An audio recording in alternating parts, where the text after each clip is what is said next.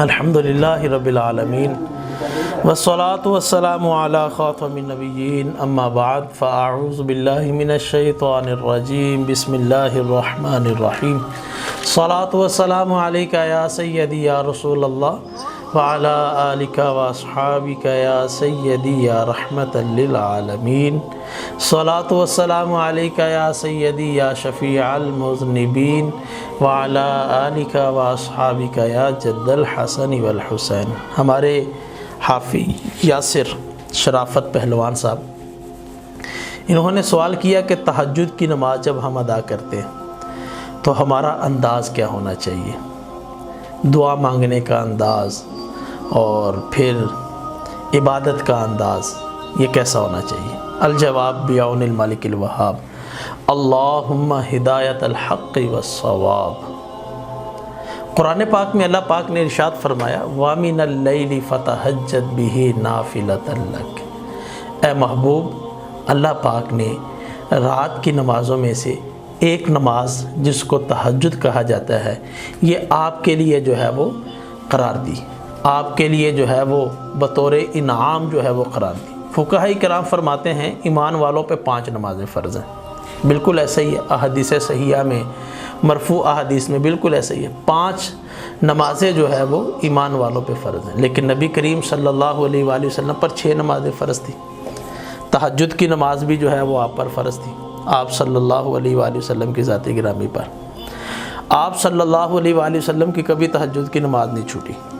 کئی بزرگ بھی ایسے ہیں کہ جن کی کبھی تہجد کی نماز جو ہے وہ نہیں چھوٹی۔ حضرت امام شافعی رضی اللہ تعالیٰ عنہ، آپ اپنے مدرسے کے اندر یہ اہتمام کرتے تھے کہ طلبہ کرام تہجد کی نماز پڑھیں۔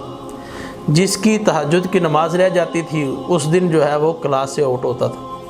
یعنی تہجد کی نماز کی اہمیت اپنی ہے۔ اچھا، پھر بعض مشائخ نے لکھا، صوفیہ نے لکھا کہ تہجد کی نماز میں اللہ پاک کے خصوصی انعامات نازل ہوتے ہیں۔ جو تہجد کا وقت ہوتا ہے وہ تو ویسے بھی ایک مانگنے کا وقت ہے نا، اور خوشو و خضوع والا وقت ہے، نہ شور شرابہ ہوتا ہے، ٹھنڈا موسم ہوتا ہے، تو تہجد کا جو وقت ہے وہ تو ویسے ہی رحمت والا وقت ہے۔ اچھا، بندہ جو ہے وہ تہجد کی نماز پڑھے، 2 رکعت پڑھنا چاہتا ہے 2 رکعت پڑھ لے، 8 پڑھنا چاہتا ہے 8 پڑھ لے، 6 پڑھنا چاہتا ہے 6 پڑھ لے، 12 رکعتیں پڑھنا چاہتا ہے 12 رکعتیں پڑھ لے۔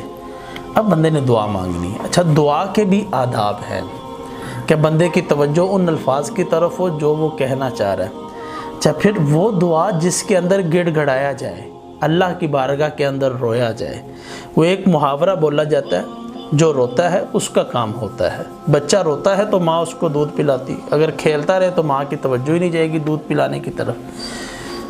تو اللہ کی بارگاہ کے اندر جب آپ دعا کریں، ایک تو آپ کو فخر اور مان ہونا چاہیے کہ میں اپنے رب سے مانگ رہا ہوں، میں کسی اور سے نہیں مانگ رہا، میں اپنے رب سے التجا کر رہا ہوں، اور رات کے اس پہر میں کر رہا ہوں جو رحمت والا وقت ہے، جس وقت کے اندر پیارے محبوب صلی اللہ علیہ وآلہ وسلم اپنی امت کے لیے دعائیں فرمایا کرتے تھے، یا اللہ میری امت کو میرے حوالے کر دے، میری امت کی بخشش فرما دے۔ اور یہ وقت تو ویسے بھی رحمت والا وقت ہے۔ اچھا، اس میں بندے نے دعا کرنی ہے، ہاتھوں کا قبلہ جو ہے وہ آسمان کی طرف رکھے۔ پیارے محبوب صلی اللہ علیہ وسلم کی دعا کے حوالے سے آپ اگر پڑھیں اور سنیں نا، تو آپ کے بعض اوقات ہاتھ اتنے اونچے ہوتے کہ آپ کے بغلوں کی سفیدی جو ہے وہ صحابہ کرام علیہم رضوان کو جو ہے وہ نظر آ جاتی۔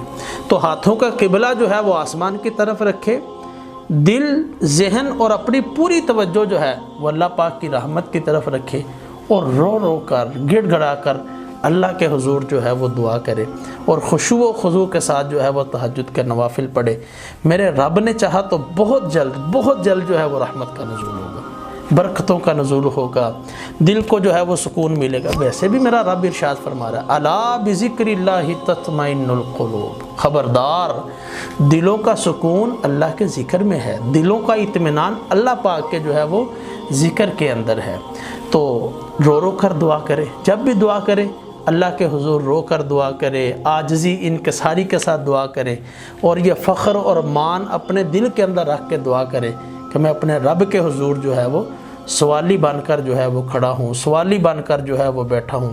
میرے رب نے چاہا دعائیں بھی قبول ہوں گی، اور اللہ کی طرف سے رحمت کا بھی نزول ہوگا۔ اللہ ہم سب کو تہجد کا پابند بھی بنائے، نماز پنجگانہ کا پابند بھی بنائے، اور قرآن پاک کی تلاوت کرنے والا بھی بنائے۔